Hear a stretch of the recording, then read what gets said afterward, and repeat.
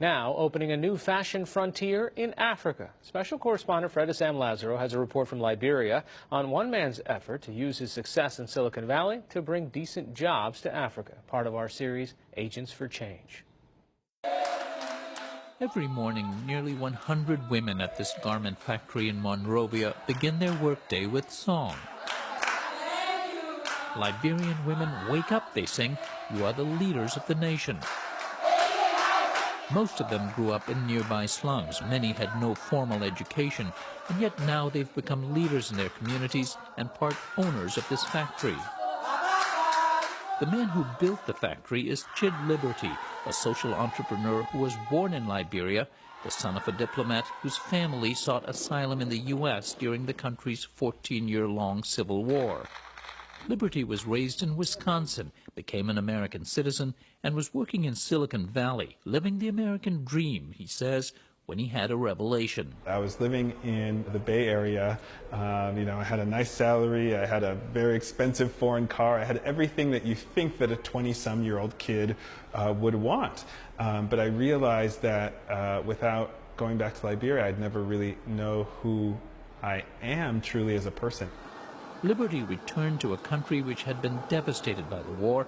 Nearly 2/3 of the population lived in poverty. More than half of all adults were illiterate.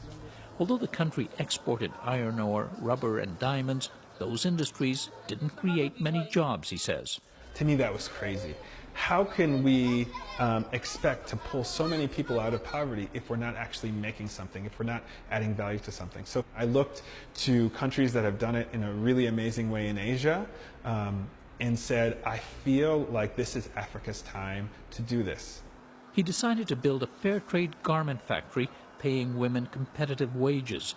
He went looking for U.S. investors with this pitch. Hey, I want to go and do this, groundbreaking, world-changing thing. And everybody would look at me and they'd say, manufacturing in not just Africa, in Liberia? Are you crazy? Don't let the door hit you on the way out. Did you have any self-doubt that maybe this was indeed a very silly idea?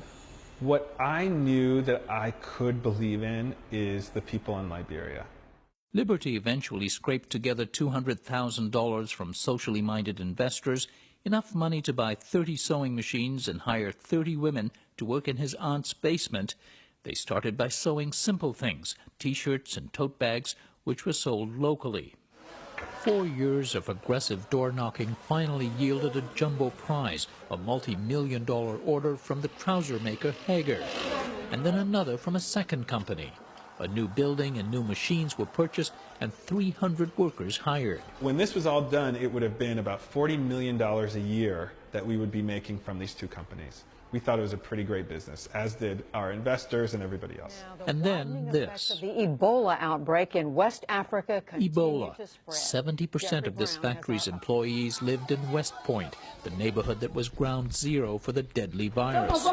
Employees were fully informed about precautions to take, and thankfully all of them survived. On the business side, we basically went to zero. We lost all of our contracts. We didn't deliver in time. And they weren't coming back, even when the crisis abated. I would call people and say, hey, I think the outbreak's almost over. Do you want to come back to Liberia? And they'd say, no, son, there's no way we're coming with you. Stuck with a factory full of fabric and idled employees, Liberty got an idea. Why not make school uniforms, required for all students across Africa, and which parents often cannot afford? So we knew that education was a really big problem. Kids were out of school for a year. The one thing I could contribute was the uniform. Look your best. To pay the workers who would sew and donate the uniforms, Liberty launched a Kickstarter campaign selling T-shirts. He raised $230,000 in just over a month. That got the attention of the Manhattan retailer Bloomingdale's, which invited him to start his own clothing line.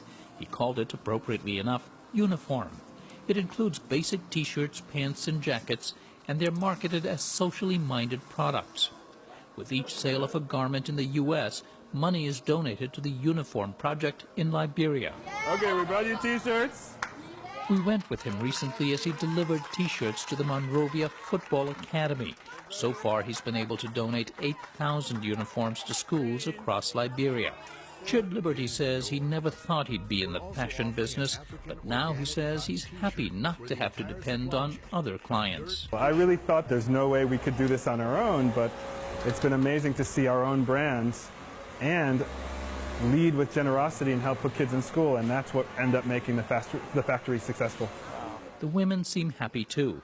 They make more money than average civil servants and receive health care and even basic literacy coursework. School was not an option for many during the war. So you heard that there was a job here, Yeah, and you came. yeah. And how long would you like to be in this place? How long I would like to be here? Forever. Doing this job, it has helped me provide for my children and sending them to school. Liberty is able to pay higher wages and keep his prices competitive with Asian factories because his garments can be imported duty-free to the U.S.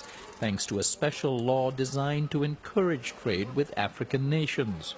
Massive problems remain in Liberia: the lack of roads, irregular power supply, and bureaucratic corruption. But Liberty feels he has created an oasis for his workers. It's been so amazing to watch people have the dignity of a job. So much so that at times, you know, when we shut down because of Ebola, kept telling them, don't come. They still came. They see each other as a family, and they belong to each other. It's a tiny effort in a country in desperate need of hundreds more, but a prototype, he says, of what Africa needs: decent jobs making African products from African resources in Africa. For the PBS NewsHour, this is Fred DeSam Lazaro in Monrovia, Liberia. Fred's reporting is a partnership with the Undertold Stories Project at University of St. Thomas in Minnesota.